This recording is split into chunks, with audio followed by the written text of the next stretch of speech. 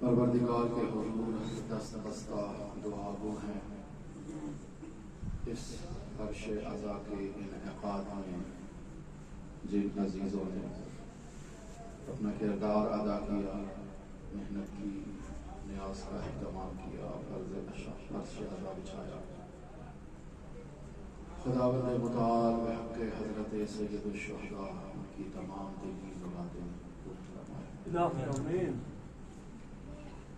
خداوند متعال کی بارگاہ میں دعا گو ہیں بانی مجلس عزا کے تمام مرحومین، اس مجلس عزا میں موجود تمام عزیزوں کے تمام جملہ مرحومین کو جوار رحمت میں جگہ دعا گو ہیں تمام بیمار جو اس وقت مشکلات میں ہیں، ہاسپٹلز میں ایڈمٹ ہیں یا اپنے گھروں میں شدت بیماری کے کرب میں مبتلا ہیں اور فرش عزا پر حاضر نہیں ہو سکتے، پروردگار ان تمام مریضوں کو شفائے کاملہ عاجلہ کلی عطا فرما۔ ایک مومن کا نام دیا گیا، مومنہ کا محمد آصف عاریہ کی والدہ ہیں مقصودہ بی بی، خداوند متعال انہیں شفائے کاملہ عاجلہ کلی عطا فرما۔ پروردگار تمام زائرین جو حضرت امام رضا علیہ السلام کی زیارت کے لیے تشریف لائے ہیں، ان کی زیارت کو اپنے بارگاہ میں قبول و مقبول فرما۔ پروردگار جو مومنین زیارت کی خواہش رکھتے ہیں، زیارت کی تمنا رکھتے ہیں، نہیں حاضر ہو سکتے، مالی مشکلات ہیں، ان کو شرف زیارت عطا فرما۔ جو مومنین مشکلات میں ہیں ان کی مشکلات کو برطرف فرما، جو مومنین قید و بند کی صعوبتیں برداشت کر رہے ہیں ان کو رہائی عطا فرما۔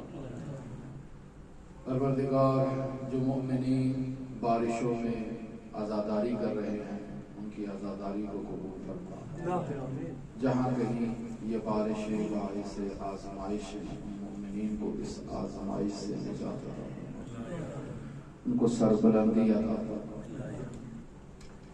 پروردگار جن جن مومنین نے فرش عزا بچھایا، عشرہ محرم الحرام کا انعقاد کیا، حضرت سید الشہداء علیہ آلاف و تحیت و ثنا کے اس عزاداروں کی اور اس فرش عزا بچھانے والوں کے دفتر میں اور رجسٹر میں اپنا نام مکتوب کروایا، پروردگار ان کی جملہ حاجات کو پورا فرما، ان کی مشکلات کو برطرف فرما، ان کو سید الشہداء کا حقیقی قرب عطا فرما، انہیں سید الشہداء کی حقیقی معرفت عطا فرما۔ اسی طرح ہمیشہ مجالس عزا کے انعقاد کی انہیں توفیق عطا فرما، ان کی نسلوں میں عزاداری کو باقی فرما۔ پروردگار سید الشہداء کے مقصد کو، عرفان عزا کو درک کرنے کی توفیق عطا فرما۔ حضرت سید الشہداء کے اس قربانی میں، اس جان ساری میں، اس فداکاری میں جو پیغام پوشیدہ ہے اس پیغام کو ہم پر آشکار فرما اور ہمیں سید الشہداء کے حقیقی جانثاروں میں شمار فرما۔ پروردگار حضرت صاحب العصر والزمان کے ظہور میں تعجیل فرما، ہمیں حضرت کے اصحاب و اعوان و انصار میں شمار فرما۔ مجلس کی قبولیت کے لیے، اپنی دعاؤں کی قبولیت کے لیے، اپنی حاجات کی قبولیت کے لیے بلند تر صلوات۔ اللہم صل علی محمد استغفر اللہ ربی و اتوب الیہ، اعوذ باللہ من الشیطان اللعین الرجیم، بسم اللہ الرحمن الرحیم، الحمد للہ رب العالمین، الصلاة والسلام علی اشرف الانبیاء والمرسلین وعلى آله الطيبين الطاهرين المعصومين الذين أذهب الله عنهم الرجس وطهرهم تطهيرا. اللهم صل على محمد رب اشرح لي صدري ويسر لي أمري واحلل عقدة من لساني يفقهوا قولي. أفوض أمري إلى الله إن الله بصير بالعباد. عن النبي صلى الله عليه وآله وسلم إن الحسين مصباح الهدى وسفينة النجاة. درود پڑھیں محمد اللهم صل على محمد وآل محمد وعجل. عزیزان محترم، عشرہ محرم الحرام میں یہ موضوع سخن، یہ نورانی حدیث، یہ کلام قدسی کہ حسین ہدایت کا چراغ اور نجات کی کشتی ہے، اس عنوان پر گفتگو ہوئی اور بیان ہوا کہ امام حسین کی نجات ایک ایسی نجات ہے کہ جو ہر گرفتار کو، ہر پریشان کو، ہر بھٹکے ہوئے کو ایسے نامحسوس انداز میں، سریع ترین انداز میں، تیز ترین انداز میں نجات عطا کرتی ہے کہ جس سے ارباب دانش برتائی حیرت میں مبتلا ہے.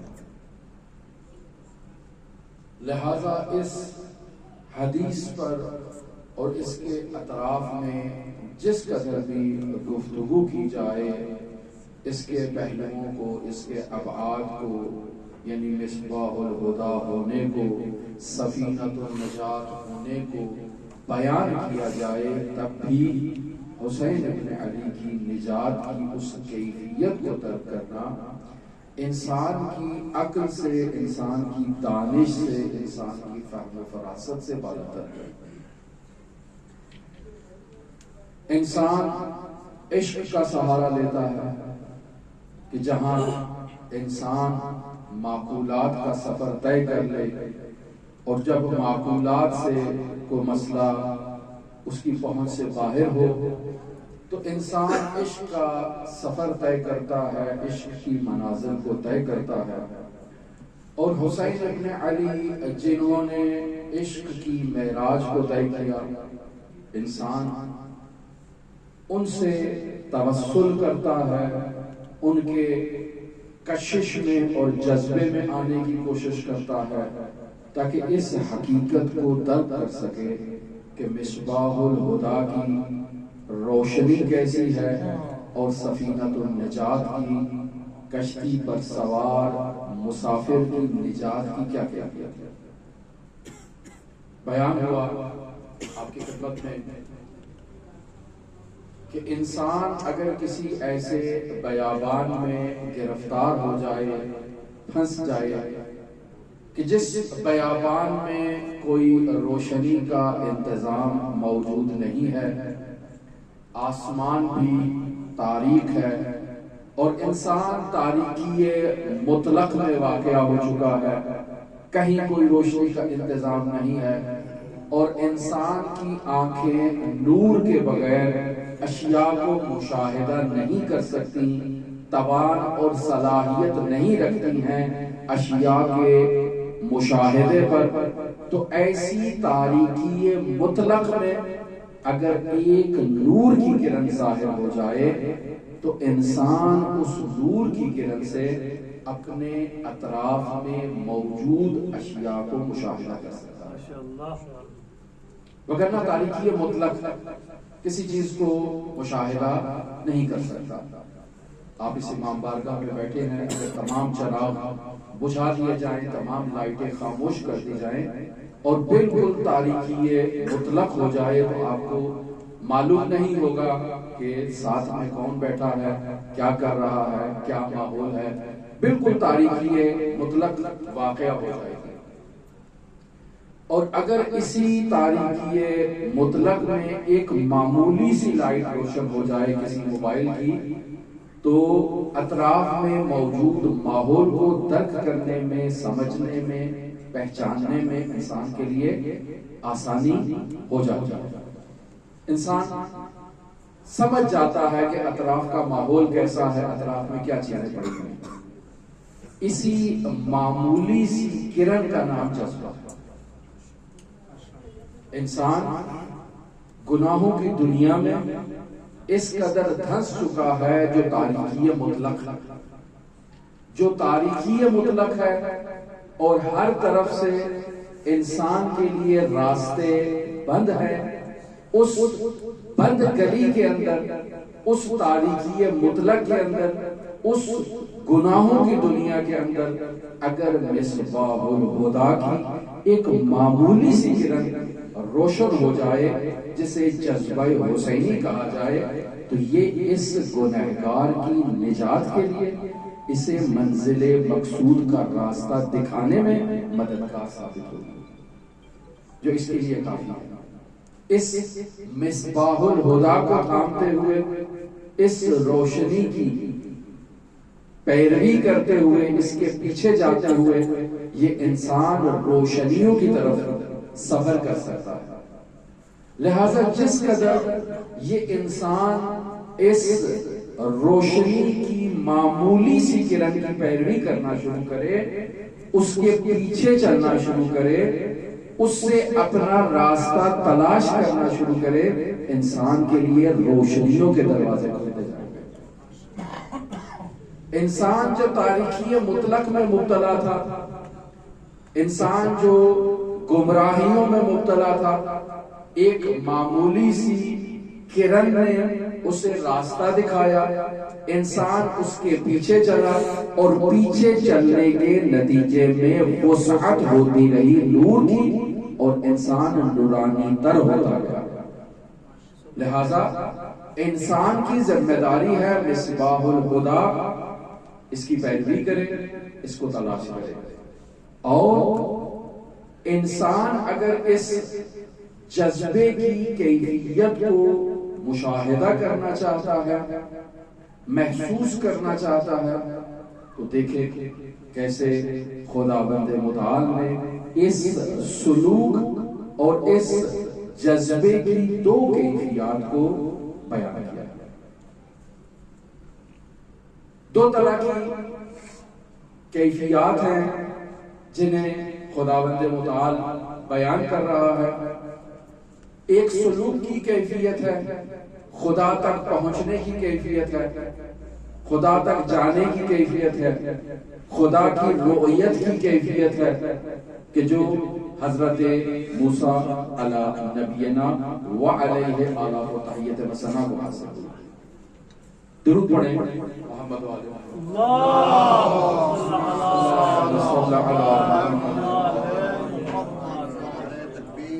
اللہ اکبر، یا رسول اللہ، حیدری، یا علی، بلندر صلوات، اللہم صلی علی محمد۔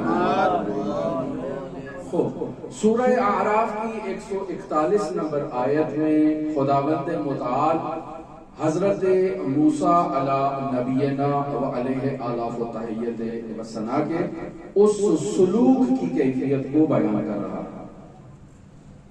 ارشاد ہوتا ہے وَلَمَّا جَاءَ مُوسَىٰ لِمِيقَاتِنَا، کہ جب اللہ کا یہ محبوب نبی اللہ سے ملاقات کے لیے پہنچا، اور تنہا نہیں ہے، حضرت موسیٰ اپنی قوم کو لے کر آئے ہیں، وہ افراد کہ جو اللہ کی رؤیت کا، اللہ کے دیدار کا ارادہ کر کے آئے ہیں، تاکہ موسیٰ کی تصدیق کر سکیں کہ ایک خدا ہے، جس خدا کی طرف موسیٰ ہمیں دعوت دے رہا ہے، ہم نے اس خدا کی زیارت کر لی ہے، اس خدا کی رؤیت کر لی ہے، بس موسیٰ کی تصدیق کرتے ہیں، آپ بھی موسیٰ کی پیروی کرو، جو تعلیمات لے کر آیا ہے ان تعلیمات پر عمل ہونا چاہیے۔ بس موسیٰ کی حقانیت کے لیے کچھ افراد اٹھے جو حضرت موسیٰ کے ساتھ اس کوہ طور پر آئے تاکہ خدا سے ملاقات کی جا سکے، تاکہ خداوند متعال کی رؤیت ہو سکے، خداوند متعال کی زیارت ہو سکے۔ اس کیفیت کو، اس سلوکی سفر کو خداوند متعال سورہ اعراف میں بیان کر رہا ہے۔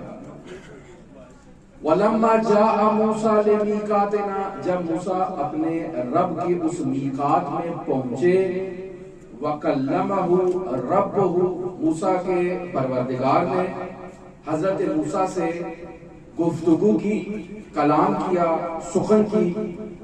قَالَ رَبِّ أَرِنِي أَنظُرْ إِلَيْكَ، اے میرے پروردگار ہمیں تو اپنے جمال کی زیارت کروا، ہم تجھے مشاہدہ کرنا چاہتے ہیں، تیری رؤیت کرنا چاہتے ہیں، تیرا دیدار کرنا چاہتے ہیں۔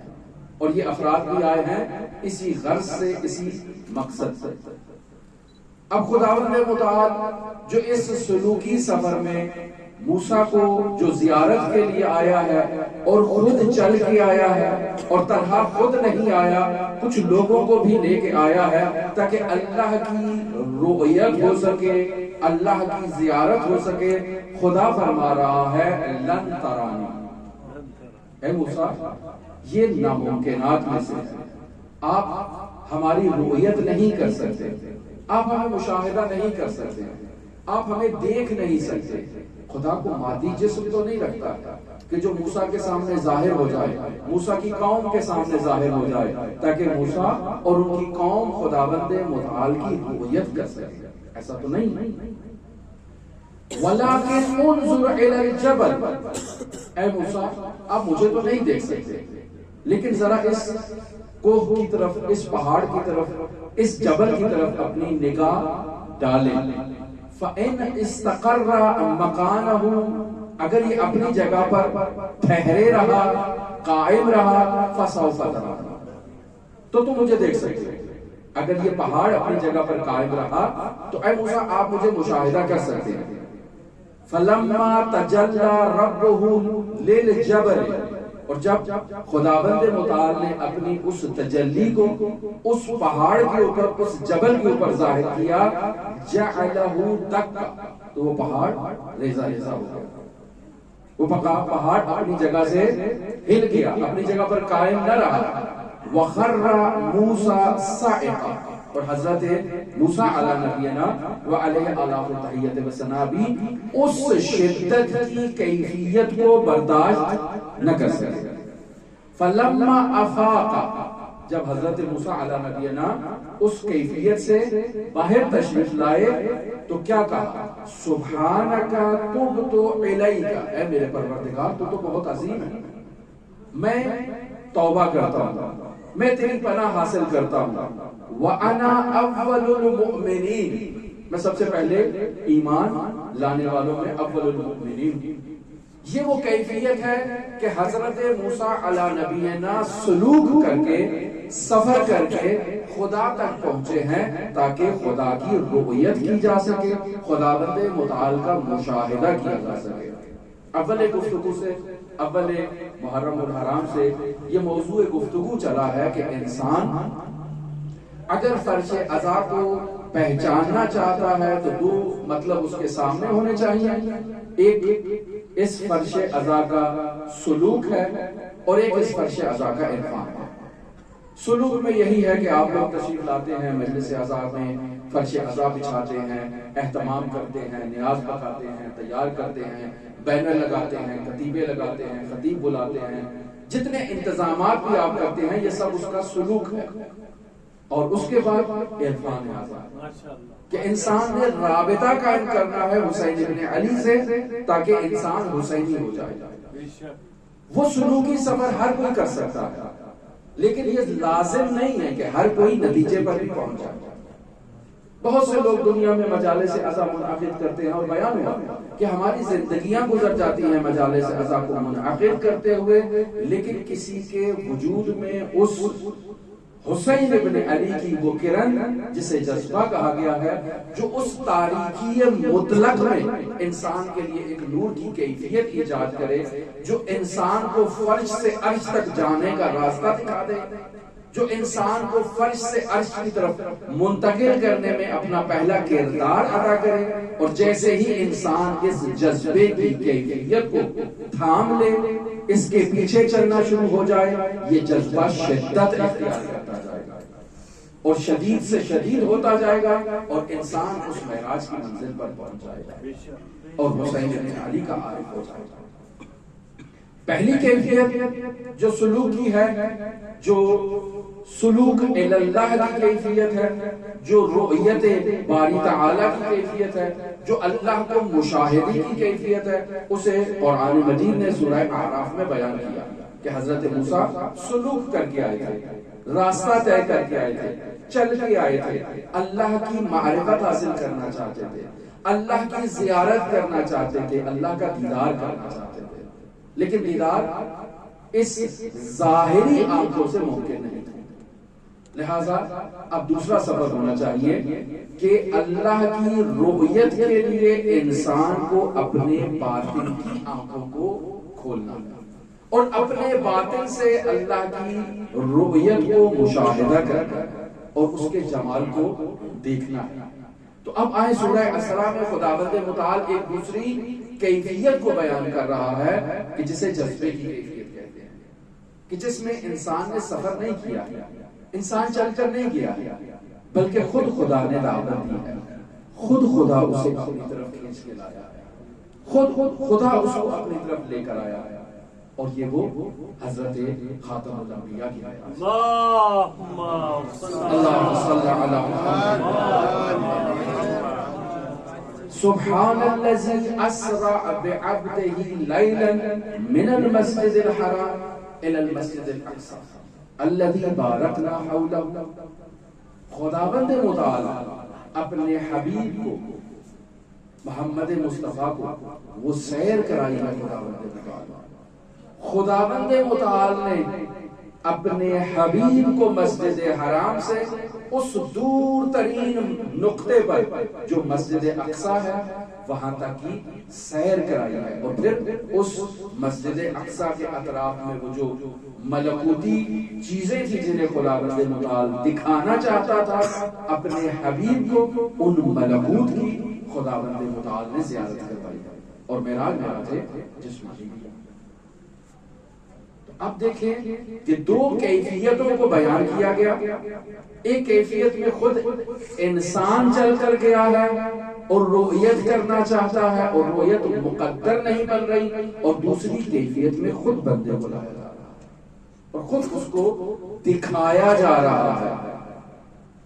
لِنُرِيَهُ مِنْ آیَاتِنَا، تاکہ خدا اسے اپنی نشانیوں کی زیارت کرتا ہے، مشاہدہ کرتا ہے۔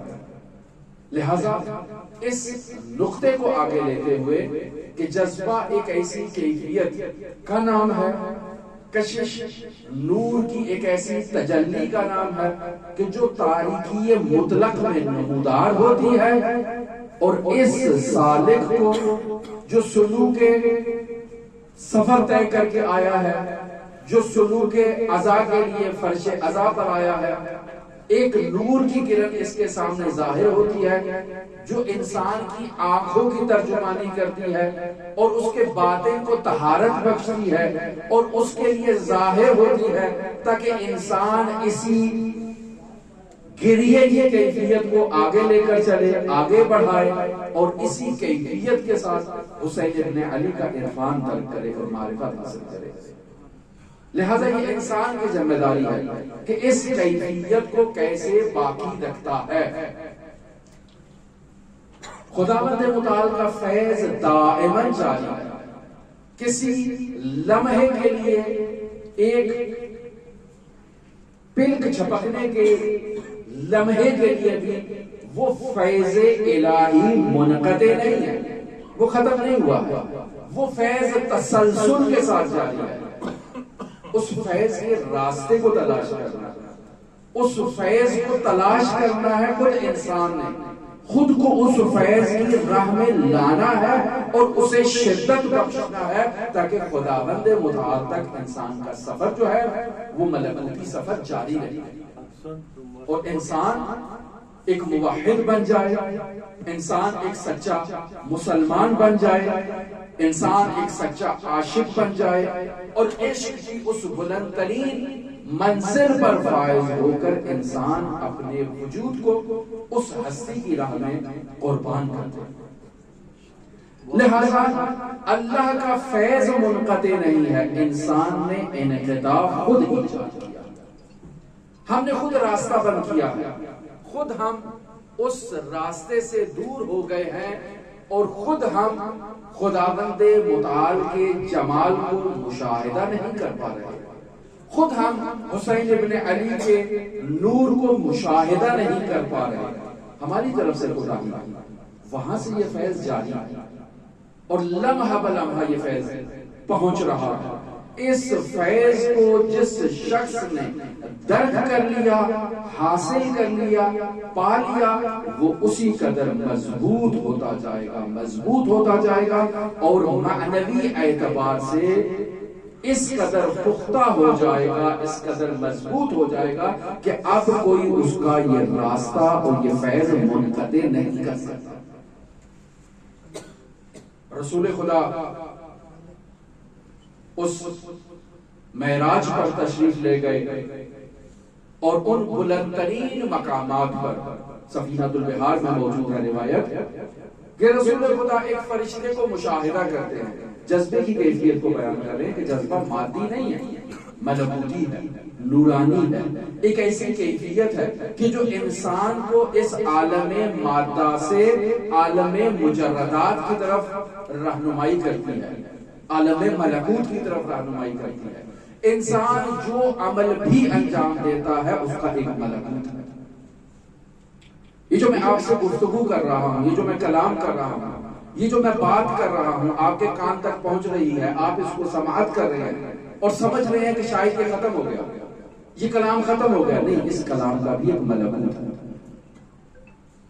بس ہر شے کا ایک ملکوت ہے، ایک باطن ہے، اور انسان اس باطن کو اگر درک کر لے، اس باطن تک اگر پہنچ جائے، اس باطن کو اگر پہچان لے تو انسان نے اس کی حقیقت کو درک کرنے سے آدھا مطلب حل کر لیا، سمجھ لیا، برہانی طور پر سمجھ لیا، عقلی طور پر سمجھ لیا کہ واقعاً ہر شے کا ایک ملکوت ہے اور ہمیں اس ملکوت تک پہنچنا ہے، اس باطن تک پہنچنا ہے اور اس باطن سے رابطہ قائم کرنا ہے۔ گھبرا تو نہیں گئے؟ سفینۃ البحار کی روایت ہے، رسول خدا معراج پر تشریف لے گئے ہیں، آسمانوں پر ایک ایسے فرشتے کو مشاہدہ کرتے ہیں کہ جس کے وجود میں 1000 عدد ہاتھ لگے ہوئے ہیں اور ہر ہاتھ کے اندر 1000 انگلیاں موجود ہیں۔ ایک ایسا عظیم الجثہ فرشتہ ظاہر ہے، ہم انسان مادی ہیں، جب تک ہم کسی چیز کا تصور نہ کر لیں ہم اس کو درک نہیں کر پاتے، لہذا جیسے ہی اس روایت کو مشاہدہ کرتے ہیں فوراً ہمارا جو خیال ہے وہ ایک فرشتے کی تصویر کو اپنے خیال میں ایجاد کرتا ہے، خلق کرتا ہے کہ وہ فرشتہ کیسے ہوگا۔ درست ہے؟ انسان کا خیال مصور ہے، تصویر بناتا ہے اس کے سامنے۔ آپ نے فرشتے کو تو نہیں دیکھا ہے لیکن مجھے تو دیکھا ہے نا، ایک ایسا ہی فرشتہ آپ بنا لیں گے، میرے 2 ہاتھ ہیں، آپ اس کے ساتھ 1000 ہاتھ جو ہے وہ لگا دیں گے، لیکن معلوم ہے کہ میرا جسم چھوٹا ہے، 1000 ہاتھ کی گنجائش نہیں ہے، تو 1000 ہاتھوں کی گنجائش کی خاطر آپ میرے جسے کو وسیع کرتے جائیں گے، ایسے ہی ہے نا۔ پھر جب ہتھیلی پہ آئے گا تو اس میں تو 5 انگلیوں کی گنجائش ہے، 5 سے زیادہ کی نہیں ہے، بس کیا کیا جائے، میرا خیال اس ہاتھ کو وسیع کرتا جائے گا تاکہ اس ہاتھ کی ہتھیلی میں 1000 انگلیوں کی گنجائش آ جائے۔ درست ہے؟ لہذا جب فرشتے کا تصور کریں گے تو ایک بہت ہی دیو ہیکل فرشتہ ہوگا جو اس کائنات سے، اس قرۂ ارض سے بھی بڑا ہوگا، ایسے ہی ہے۔ گھبرا تو نہیں گئے؟ یہ ابھی انسان کا خیال ہے، تصور کر رہے ہیں نا۔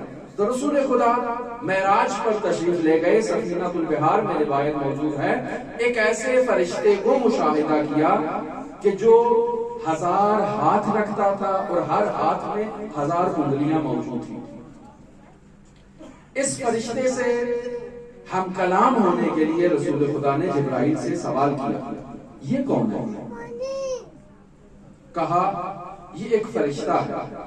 اللہ نے اس فرشتے کی یہ ذمہ داری لگائی ہے کہ جب اللہ باران رحمت کو زمین پر نازل کرتا ہے تو یہ گویا کہ اللہ کا کیلکولیٹر ہے.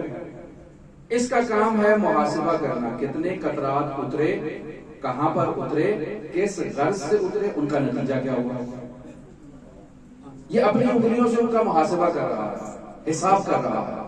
اچھا بہت بڑا کیلکولیٹر اللہ نے وہاں بنا رکھا ہے. ہمارے پاس تو چھوٹا سا موبائل ہے، اس سے ہم حساب کر لیتے ہیں. خداوند متعال نے وہاں اس کام کے لیے فرشتے کو رکھا ہوگا. اب رسول خدا سوال کرتے ہیں کہ کیا میں اس سے ہم کلام ہوں، اس سے بات کروں؟ جی ہاں بات کریں، سوال کریں، ان سے پوچھ لیں کیا پوچھنا چاہتے ہیں.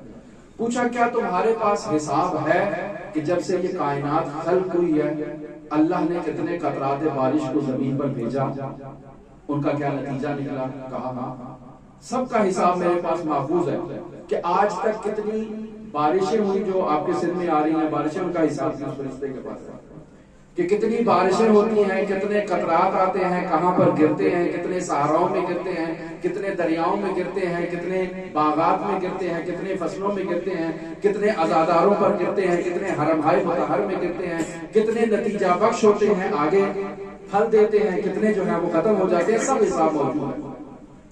اچھا پھر کوئی ایسی چیز ہے جس کا تم حساب نہیں کر سکتے؟ کہا ہاں جب یہ ایک مرتبہ درود شریف کی قرأت کرتے ہیں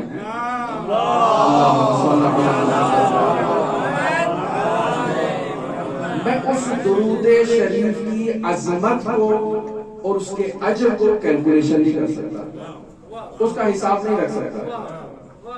اب اگر آپ مادی بعد کی طرف آئیں تو یہ چند کلمات ہیں جنہوں ہم نے زبان سے جاری کیا، چند کلمات ہیں. خوب کتنے سیکنڈ لگے ہوں گے، کتنے منٹ لگے ہوں گے ایک صلوات کو پڑھنے کے لیے اور تمام اجتماع کا صلوات پڑھنے کتنا ٹائم لگا ہوگا. لیکن اگر اسی صلوات کے ملکوت کو دیکھا جائے، باطن کو دیکھا جائے، اس کی نورانیت کو دیکھا جائے تو وہ عظیم المرتبت فرشتہ جسے ہمارے خیال نے تصور کیا اور ہمارے وجود کے ثبوت کیا کہ یہ ایسا دیو ہیکل فرشتہ ہوگا، وہ فرشتہ اس کے ملکوت کو ترک کرنے سے عاجز ہے. درست ہے؟ اب آپ تصور کریں کہ یہ صلوات کی کیفیت ہے اور انسان اس فرش عذاب پر کتنی صلواتیں بھیجتا ہوگا، اپنی روزمرہ زندگی میں کتنی صلواتیں بھیجتا ہوگا، کتنے درود پڑھتا ہوگا، کتنے عمل انجام دیتا ہوگا ختم صلوات کے تاکہ انسان کی مشکلات حل ہو جائیں. اور بہت سے علماء نے ایسے خطوم کو بیان کیا ہے جو صلوات سے متعلق ہے. انسان کی ایسی مشکلات جس کا تصور بھی نہیں کر سکتا کہ وہ مشکلات اس کی برطرف ہو سکتی ہیں، اس درود شریف کی برکت سے وہ مشکلات انسان کی زندگی سے مرتفع ہو جاتی ہیں. ان خطوم کو بیان کرنا مقصد نہیں ہے، فقط ملکوت کو بیان کرنا مقصود ہے. اور اس روایت کو بھی صلوات کے ملکوت کی خاطر بیان کیا. انسان جو بھی عمل انجام دیتا ہے اس عمل کی ایک ملکوتی کیفیت ہوتی ہے اور ایک غیر ملکوتی کیفیت ہوتی ہے. اگر انسان کا عمل نیک ہے تو اس کی ملکوتی کیفیت نورانی ہوگی، اور اگر انسان کا عمل نیک نہیں ہے، پست عمل ہے، کثیف عمل ہے، نامعقول عمل ہے، غیر شرعی عمل ہے، تو اس کی ملکوتی کیفیت جو ہوگی وہ نورانی نہیں ہوگی، آتشین ہوگی. انسان ہر عمل کی اس ملکوتی کیفیت سے اگر رابطہ قائم کر لے تو انسان کا وجود جو ہے وہ فرش سے عرش تک پہنچ سکتا ہے، حقائق کو درک کر سکتا ہے. جیسے یہی صلوات کا آپ کی خدمت میں بیان ہوا. اگر انسان اسی صلوات کے ملکوت کو ترک کر لے تو اپنا کوئی سانس بھی صلوات کے بغیر جو ہے وہ نہیں رہ جائے گا. کیوں؟ کیونکہ وہ ملکوت ہے، وہ نورانی ہے، اس کی حقیقت کو اس نے درک کر لیا ہے. جیسے بیان ہوا کہ یہ فرشتہ اس کے اجر کو، اس کے ثواب کو، اس کی پاداش کو، اس کے ملکوت کو کیلکولیٹ نہیں کر پا رہا، عاجز ہے اس سے. انسان نے اس کو درک کر لیا ہے، اس حقیقت تک پہنچ چکا ہے. ایک لمحے کے لیے بھی انسان کا وقت ضائع نہیں ہوگا اور ہمیشہ انسان خلوص نیت کے ساتھ صلوات پڑھے گا. لیکن چونکہ انسان نے سنا، درک کیا، پہچان لیا، کچھ عرصے کے بعد اس کے وجود سے وہ حقیقت ختم ہو گئی. بھول گیا ذہن سے بھئی ایسا کوئی فرشتہ بھی تھا، ایسا فرشتہ بیان ہوا. کیوں؟ اس کی کیا وجہ ہے؟ اس کی وجہ یہ ہے کہ ہم نے صرف ظاہر سے ابھی رابطہ کیا، اس صلوات کے ملکوت سے رابطہ ہی نہیں ہوا، اس کی نورانیت سے رابطہ نہیں ہوا ہے. یہی وجہ ہے کہ ہمارا چونکہ نورانیت سے رابطہ نہیں ہوا، ہمارے اوقات صلوات سے خالی ہیں، ہمارے لمحات صلوات سے خالی ہیں، ہماری مجالس صلوات سے خالی ہیں. انسان مجلس میں بیٹھے صلوات پڑھتا رہے، یا حسین کہتا رہے، ذکر کرتا رہے، فارغ نہ رہے، کچھ نہ کچھ کرتا رہے، کیونکہ ہمارا اس ملکوت سے رابطہ نہیں ہوا. اور جیسے ہی رابطہ ہوگا انسان میں، اس کے کردار میں، اس کے وجود میں تبدیلی آئے گی. اسی لیے تو وہ شاعر نے کہا تھا انسان کو بیدار تو ہو لینے دو، ہر قوم پکارے گی ہمارے حسین. کیوں؟ چونکہ اس کے وجود کا ملکوت حسین سے رابطہ ہو گیا. مجلس عزا میں آیا وہ تمام زحمات جو ہمارے عزیزان کرتے ہیں، مجلس عزا کا فرش عزا بچھانے میں جو خدمتیں انجام دیتے ہیں، جو صبح سے خدا ان کو جزائے خیر دے، صبح سے آتے ہیں، انتظامات میں مصروف ہیں اور آخر تک رات کو 11-12 بجے تک یہ مصروف رہتے ہیں. ہم بھی یہ کام کر سکتے ہیں، لیکن اگر اس کے ملکوت سے رابطہ ہو جائے کہ ان اعمال کا، حتیٰ یہاں سانس لینے کا کیا ملکوت ہے، یہاں سانس لینے کی کیا نورانیت ہے، اگر انسان اس کو درک کر لے تو انسان کبھی بھی ان چیزوں سے غافل نہیں ہو سکتا. کوشش کرے گا ہمیشہ انسان کا ان ملکوت سے رابطہ رہے. جیسے یہی ابھی سورہ اسراء کی آیت آپ کی خدمت میں بیان کی جو رسول خدا کی معراج سے متعلق ہے، تو اس کے بارے میں کہتے ہیں کہ اگر انسان سورہ اسراء کی قرائت کرتا ہے ہر جمعرات کو تو خداوند متعال اسے حضرت صاحب العصر والزمان کے لشکر میں بھی شامل کرے گا اور ان کے اصحاب میں شامل کرے گا. کیوں؟ کیونکہ اس کا ملکوت ہے. انسان نے اس کے ملکوت سے رابطہ کیا ہے، اس کے باطن سے رابطہ کیا ہے، مانوس ہو گیا ہے سورہ کے ساتھ. تو یہ انس برقرار کرنے سے انسان میں ایک ایسی کیفیت آئے گی. تو بس ہم سب سلوک کر رہے ہیں، مجالس عزا کا انتظام کر رہے ہیں، فرش عزا کو بچھا رہے ہیں، یہ سیاہ کتیبے اور بینر آویزاں کر رہے ہیں، لیکن ابھی اس تاریکی مطلق میں وہ کرن ظاہر ہے. جیسے ہی وہ کرن ظاہر ہو جائے گی تو ہم اس فرش سے عرش پر چلے جائیں گے. پھر ہمارا سانس بھی دوسروں کو شفا بخشے گا. ابھی ایسا نہیں ہے. آپ کسی کو لے آئیں ایسا لا علاج مریض، مجھ حتیٰ خطیب کے پاس بھی لے آئیں کہ اس پر ایک پھونک مار دو تاکہ یہ جو ڈاکٹروں نے اس کو جواب دے دیا ہے یہ ختم ہو جائے، مریض اس کے وجود سے ایسے ختم ہو جیسے کبھی تھا ہی نہیں. تو میں اگر سارا دن بھی پھونکتا رہوں تو اس پر اثر نہیں ہوگا. کیوں؟ کیونکہ میرا اس ملکوت سے رابطہ نہیں ہوا. بات تک کریں، اس باطنی کیفیت کو دیکھ رہے ہیں. امام رضا علیہ السلام کے خادم ہیں، روابط عمومی کے کسی زمانے میں مدیر ہوا کرتے تھے آستان قدس رضوی کے. یہ روابط عمومی جو چارہ شہداء پر دفتر ہے اس کے وہ مدیر ہوا کرتے تھے. یہ کہتے ہیں کہ آدھی رات کو میرے گھر کی جو ٹیلی فون کی بیل ہے وہ بجتی ہے، میں بیدار ہوتا ہوں، ٹیلی فون کے اس طرف ہمارا بہت ہی قریبی عزیز موجود ہے اور وہ کہتا ہے کہ میرا بیٹا جو ہے اس کو ڈاکٹروں نے جواب دے دیا اور اب یہ آخری سانسیں لے رہا ہے، آپ اس کے پاس تشریف لے آئیں. آپ امام رضا کے خادم ہیں، مجھے آپ سے بہت توقعات ہیں، آپ آئیں اس کے پاس. وہ کہتا ہے کہ یہ عزیز تھا، یہ رشتہ دار تھا، مجھے جو ہے وہ ذوی الحقوق کے پاس جانے کے لیے صلہ رحمی کرنے کی خاطر ہی کیوں نہ ہو مجھے جانا پڑا، میں چلا گیا، لیکن میں اس کے پاس ہاسپٹل میں گیا ہوں، اس کی عیادت کی ہے، واپس آیا ہوں، اس کا فون آتا ہے آپ کے آنے کی برکت سے اس کو شفا ملا۔ کیوں؟ امام علی ابن موسیٰ رضا علیہ الصلوۃ والسلام کا خادم ہے، امام علی ابن موسیٰ رضا کے خادم کو اس نے بلایا ہے اس لیے کہ حرم امام رضا کا اس کا ملکوت سے رابطہ تھا۔ وہ شخص جو دعوت دے رہا ہے، وہ بلا رہا ہے، وہ اس شکستہ کیفیت میں مبتلا ہے کہ امام رضا سے رابطہ کرنے کے لیے امام رضا کے خادم کو بلا رہا ہے۔ اس کی ایک ایسی کیفیت تھی، اس کی جذبے کی کیفیت تھی کہ اس نے امام رضا کو ایک ایسے انداز میں مخاطب کیا کہ مولا آپ کا یہ خادم ہی میرے لیے کافی ہے، مجھے آپ کو بلانے کی ضرورت نہیں ہے مولا، یہ آ جائے میرے بچے کے بسترے پہ 2 منٹ کھڑا ہو جائے کافی۔ اور وہ خادم بھی اس حقیقت کو درک کر چکا ہے، بتا رہا ہے کہ مجھ میں وہ کمال نہیں تھا، اس کے رابطے میں کمال تھا جو امام رضا سے قائم کیا، اور مجھے بلایا اس نے، اور امام رضا نے مجھ خطاکار کی بدولت کو شفا دی۔ تو بس انسان جس کا رابطہ ملکوت سے قائم ہو جاتا ہے، جس انسان کا رابطہ باطن سے قائم ہو جاتا ہے، وہ انسان اسی طرح سے ایسے خارق العادہ امور کو انجام دیتا ہے کہ جنہیں انجام دینے کے لیے انسان میں توان موجود نہیں ہے، انسان میں صلاحیت ہے۔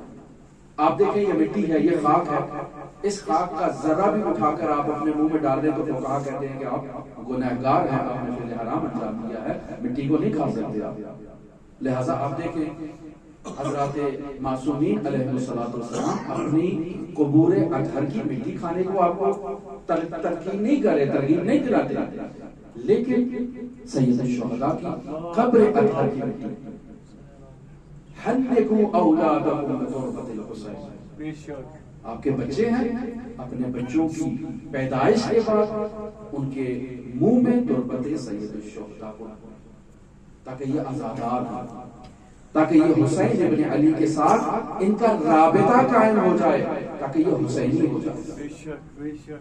کس قدر اہمیت ہے، ہم سمجھتے ہیں یہ مٹی ہے، صرف مٹی ہے، ایک خاک ہے، یہ اٹھا کے اس کے منہ میں ڈال دیں گے بس، یہی نہیں، ہمارا اس کے ملکوت سے رابطہ ہے، ہم اس کے ملکوت کی کیفیت کو درک نہیں کر پا رہے کہ اس خاک شفا کا ملکوت کیا ہے، اس کا باطن کیا ہے، اس کی حقیقت کیا ہے۔ اس کی حقیقت کو وہی درک کر سکتا ہے جو اس کی حقیقت کی معرفت رکھتا ہو، اس کا عرفان رکھتا ہو۔ آیت اللہ بہجت نقل کرتے ہیں کہ یہ جو قم کا رودخانہ ہے جو اب خشک ہو چکا ہے، جس کے بارے میں لوگوں نے بہت ساری باتیں من گھڑت بنا رکھی ہیں کہ اس میں پتہ نہیں کیا کچھ ہوگا، یہی رودخانہ سیلاب سے بھر چکا ہے، بالکل اتنا مملوء پانی ہے کہ اب صرف رودخانہ نہیں بلکہ شہر قم کو بھی اپنے ساتھ یہ لے جائے گا۔ اب ایسے میں لوگ آتے ہیں زعیم حوزہ علمیہ قم آیت اللہ عبد الکریم حائری کے پاس کہ آپ مر جائیے تو عظمہ ہے، آپ امام زمانہ کے نائب ہیں، کوئی راستہ دکھائے ہمیں، یہ رودخانہ قم جو ہے یہ ہمیں ابھی اپنے ساتھ لے جائے گا، ہمارا تو سارا ہستی سب کچھ نابود ہو جائے گا، کوئی راستہ دکھائے گا۔ تو آیت اللہ عبد الکریم حائری اٹھتے ہیں، ایک چٹکی خاک شفا کی اس رودخانے میں بیٹھتے ہیں، اور وہ آہستہ آہستہ اس سرکشی سے، طغیانی سے وہ سکون کی حالت میں آتا ہے۔ صرف ایک چٹکی تربت سید الشہداء۔ کیوں ایسا ہوا؟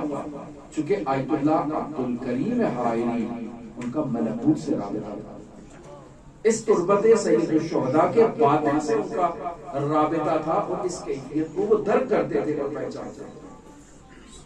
لہذا انسان اگر اعمال کے باطن اور ملکوت سے رابطہ قائم کر لے تو اس کو کبھی دعائے ابو حمزہ صومالی کی قرأت میں تھکاوٹ محسوس نہیں ہوتی، مجھے ہوتی ہے میں پڑھوں 5 منٹ کے رات کروں تو کبھی ادھر دیکھوں گا، کبھی ادھر دیکھوں گا، کبھی اس طرف کروٹ بدلوں گا، کبھی اس طرف کروٹ بدلوں گا، کبھی اس کے صفحات دیکھوں گا کہ آپ کتنے رہ گئے ہیں. ایسے ہی کیفیت ہوتی ہے نا ہماری جب زیارت جامعہ کبیرہ کی قرأت کرتے ہیں، جب زیارت عاشورہ کی قرأت کرتے ہیں، جب دعائے ابو حمزہ کی صومالی کی قرأت کرتے ہیں، جب اعمال لیلۃ القدر میں وہ جوشن کبیر ہمیں پکڑا دی جاتی ہے تو دیکھتے ہیں کہ کتنے صفحے باقی رہ گئے. کب تک یہ ختم ہوگی؟ کیوں؟ چونکہ ملکوت سے رابطہ ہے. کسی نے آیت اللہ تہرانی سے کہا کہ بھئی میں حرم میں جا کر کون سی زیارت پڑھا کروں؟ کہا زیارت جامعہ کبیرہ کی تلاوت کیا کرو. بہت لمبی ہے، کیسے کروں؟ کہا جہاں تک پڑھ سکتے ہو نا دل کے ساتھ اتنے صفحے پڑھو، باقی رہنے دو. جتنے سے تمہارا رابطہ قائم ہو سکتا ہے، جتنے کو تم تحمل کر سکتے ہو، برداشت کر سکتے ہو، اتنا پڑھو. لیکن پڑھو جامعہ رابطہ قائم کرو، اس کے معارف کو عکس کرو، اس کی نورانیت کو عکس کرو، اس کے ملکوت سے رابطہ قائم کرنے کی کوشش کرو. تو ہماری کیفیت یہ ہے کہ ہمارا جو بھی عمل ہے وہ صرف ظاہری ہے. 2 رکعت نماز پڑھتے ہیں تو نماز بھی وہی جو بھاگنے والی نماز ہوتی ہے کہ جس میں صرف ٹکرے ہوتے ہیں. کیوں؟ چونکہ اس کے ملکوت سے ہمارا رابطہ نہیں ہے نماز کے. اگر کسی کا نماز سے رابطہ ملکوتی برقرار ہو جائے تو وہ نماز کو کبھی ترک ہی نہ کرے گا، سارا دن نماز ہی پڑھنی ہے. جس کا دعا کے ملکوت سے رابطہ ہو جائے وہ کہے میں نے صرف دعا پڑھنی ہے. کیوں؟ چونکہ اس کا ایک رابطہ قائم ہو چکا ہے، وہ متصل ہو چکا ہے. ایسا متصل فرد جو ہے وہ اگر کسی کے اوپر بھوک بھی مار دیتا ہے تو لا علاج مظلوم مبتلا شخص بھی شفا حاصل کر لیتا ہے.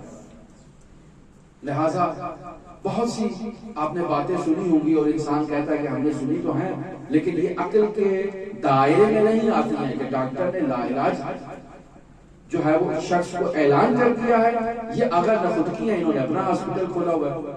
یہ کیسے ہو سکتا ہے؟ کوئی آتا ہے اس کو انجیر دیتے ہیں وہ کینسر میں مبتلا ہے، شفا پیدا کر جاتا ہے. یہ کیسے ہو سکتا ہے؟ کیوں؟ کیونکہ ہمیں معلوم نہیں ہے کہ آقا نخودگی کا امام رضا سے رابطہ قائم ہو چکا ہے.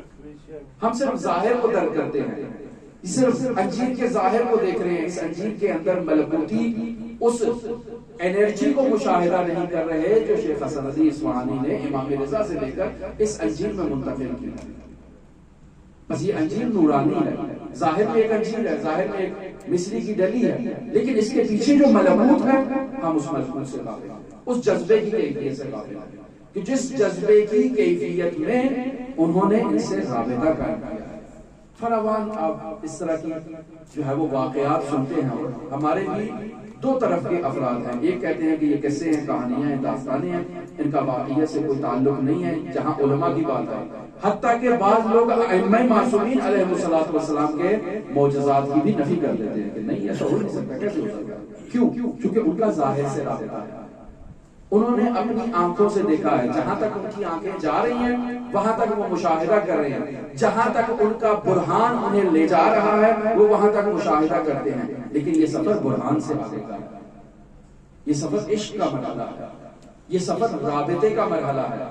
یہ سفر اس کیفیت کا نام ہے کہ انسان خود کو وصل کر دے. بس وصل کرنے کی دیر ہے، رابطہ قائم کرنے کی دیر ہے. انسان کا نفس خود اتنی صلاحیت پیدا کر جاتا ہے کہ انسان کا وہ نفس ہی اس کے لیے کافی ہے.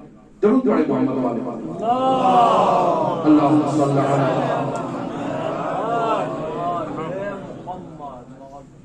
بس ہم دیکھتے ہیں کہ ائمہ معصومین علیہ الصلوۃ والسلام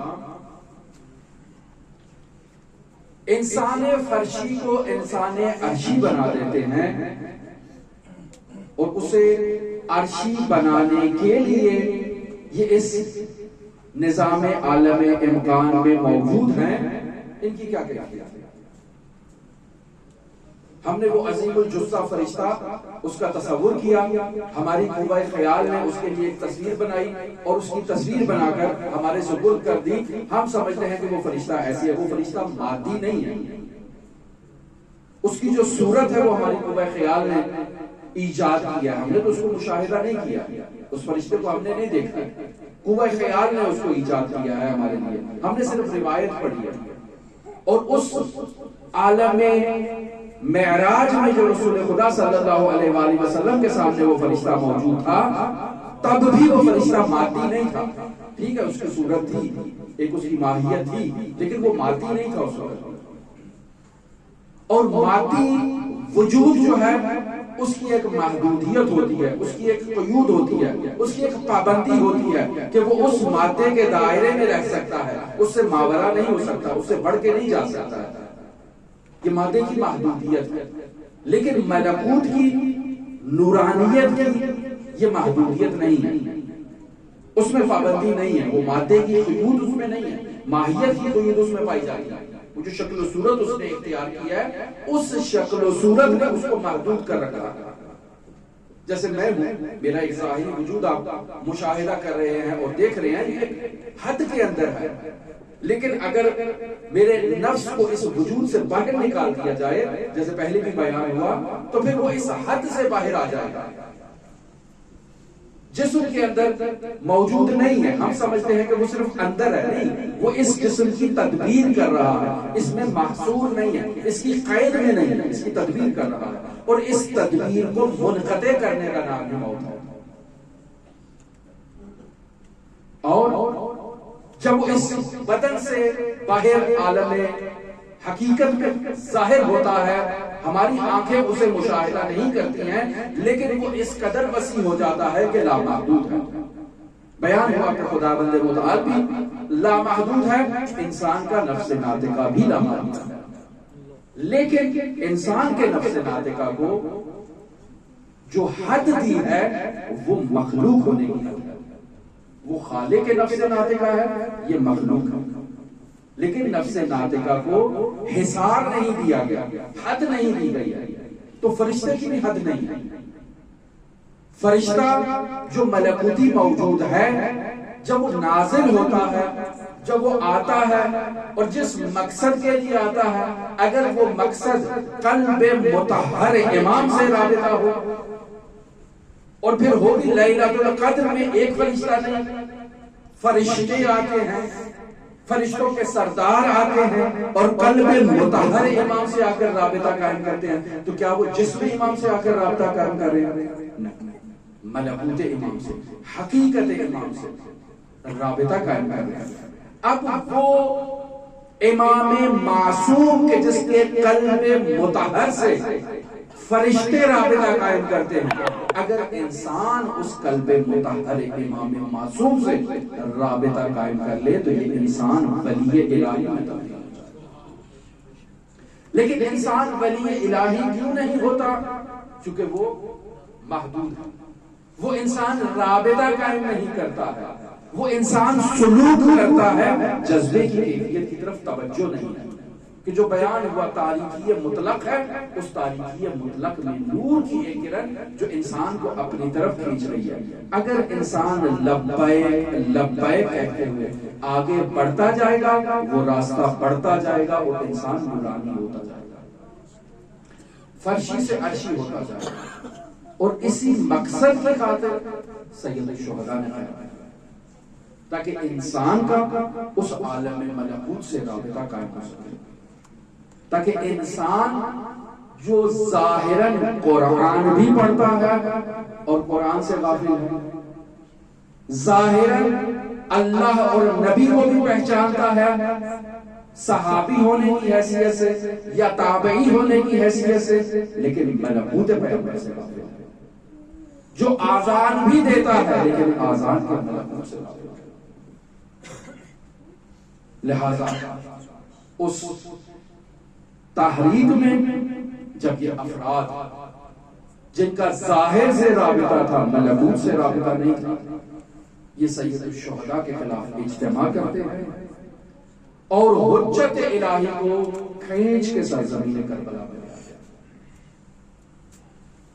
اور 10 محرم شام غریبہ حضرت امام حسین عالی مقام کی شہادت ہو جاتی ہے. کس کیفیت میں یہ شہادت ہوئی؟ 3 دن کے پیاسے ہیں،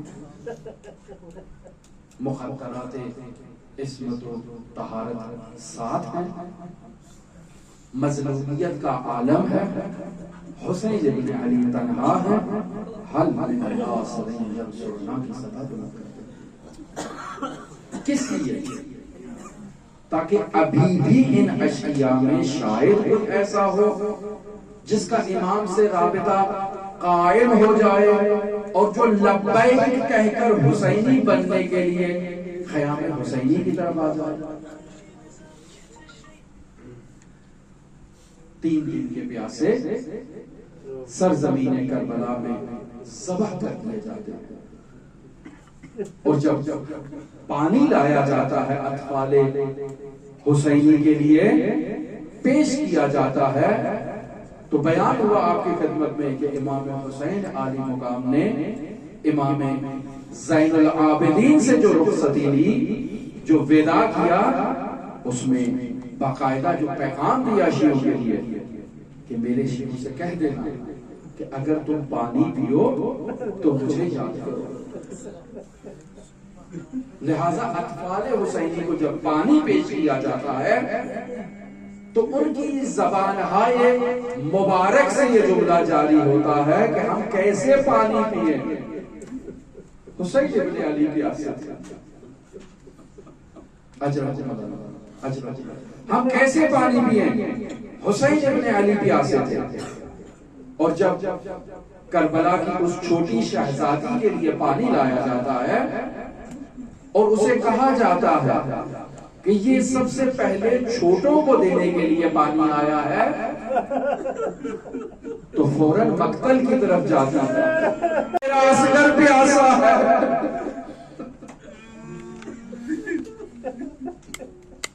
اور شب عاشور جب شام غریبہ میں عمر سعد نے حسین ابن علی کا سر اس لعین ترین اور شقی ترین خولی کے سپرد کیا کہ اسے ابن زیاد کے پاس لے جاؤ، تو بہت خوشحال کہ آج مجھے بہت انعام ملے گا۔ حسین ابن علی کے سر مبارک کو لے کر کوفے کی طرف جاتا ہے۔ کوفے سے کچھ فاصلے پر اس کا گھر ہے، رات قیام کرتا ہے کہ بیت ہمارا ابھی بند ہے، گھر میں آرام کرتا ہوں۔ حسین ابن علی کے سر کو اپنی مؤمنہ بیوی سے چھپانے کے لیے گھر کے تندور میں ڈال دیتا۔ 2 بیویاں ہیں اس کی، ایک رات کو اٹھتی ہے تو دیکھتی ہے کہ گھر کے تندور سے ایک نور کی کرن آسمان کی طرف جا رہی ہے اور ایک آواز آ رہی ہے، انا الغریب انا الشہید۔ اٹھتی ہے، جاتی ہے، دیکھتی ہے، فوراً تڑپ کر آتی ہے اور آ کر کھولی سے کہتی ہے کہ تم نے یہ کیا کر دیا؟ تو حسین ابن علی کا سر کھل لے آیا، تو نے فرزند رسول کو ذبح کر دیا، حسین ابن علی کا سر لے آیا ہے۔ مفارقت اختیار کرتی ہے۔ دوسری زوجہ بھی آتی ہے اور وہ کہتی ہے آج کے بعد میں تیرے ساتھ ایک بستر میں نہیں جاؤں گی۔ صبح ہوتی ہے، یہ لالچ کے اس غرض سے اس سر اقدس کو ابن زیاد کے پاس لاتا ہے اور اپنے کارنامے بیان کرتا ہے کہ میں نے اس ہستی کا سر لایا ہوں کہ جس سے اشرف انسان روئے عرض پر موجود نہیں ہے، جو بہترین انسان ہے اور جو شریف ترین انسان ہے، جو ملکوتی ترین انسان ہے، میں اس کا سر لے کر تیرے پاس آیا ہوں۔ ابن زیاد اسے کہتا ہے کہ اگر اتنا ہی شریف ترین انسان ہے تو پھر تو اس کا سر کیوں لے کر آیا؟ اور تجھے ذرا بھی شرم نہ آئی کہ اللہ کے رسول کے سبت کے سر کو تیرے پاس لایا ہے؟ 11 محرم آ گئی اور تمام مخدرات عصمت و طہارت کو سوار کیا جا رہا ہے تاکہ لے جایا جائے انہیں ابن زیاد کے پاس کوفے کی طرف۔ نہیں معلوم کیسے یہ مقدرات عصمت و طہارت کو رسن باندھی ہوگی، نہیں معلوم کیسے انہیں سوار کیا ہوگا، لیکن معلوم ہے کہ یہ ہستیاں جب مدینے سے نکلی تھی، جب مکہ سے نکلی تھی تو ایک جھرمٹ میں تھی، ایک حصار میں تھی، ہر طرف سے انہیں جوانان بنی ہاشم نے گھیر رکھا تھا کہ ہم ان ہستیوں کو سوار کروائیں گے، لیکن اب 11 محرم کا دن آیا، ان ہستیوں کو سوار کرنے والا کوئی نہیں۔ حضرت زینب علیہ وہ خود سوار کرواتی ہے، اور جب تنہا رہ جاتی ہے تو دیکھتی ہے کوئی سوار کرنے والا نہیں، یقیناً مقتل کی طرف نگاہ ڈال کر کہتی ہوگی عباس میں تنہا رہ گئی، علی اکبر مجھے سوار کرنے والا کوئی نہیں، حسین میں تنہا ہوں۔ اجرکم اللہ، اجرکم اللہ، اللہ قبول کرے۔ اور جب سوار ہو جاتی ہیں نہیں معلوم کیسے سوار ہوتی ہیں تو یہ اشقیاء اس قافلے کو لے کر مقتل گاہ سے گزرتے ہیں۔ تمام مخدرات عصمت و طہارت اپنے جوانوں کو اس کیفیت میں مشاہدہ کرتی ہے، تمام کے بدن ہائے اطہر میں لرزہ طاری ہوتا ہے، وہ تمام ہستیاں مائل کرتی ہیں، وہ گریہ ازاری کرتی ہیں، تمام روتی ہیں۔ ایسے میں ثانیہ زہرا دیکھتی ہے کہ امام زین العابدین ان پر موت کی کیفیت طاری ہے۔ زینب جو نہیں معلوم کیسے سوار ہوئی، وہ سجاد کو بچانے کے لیے وہ خود کو نامے سے گرا دیا،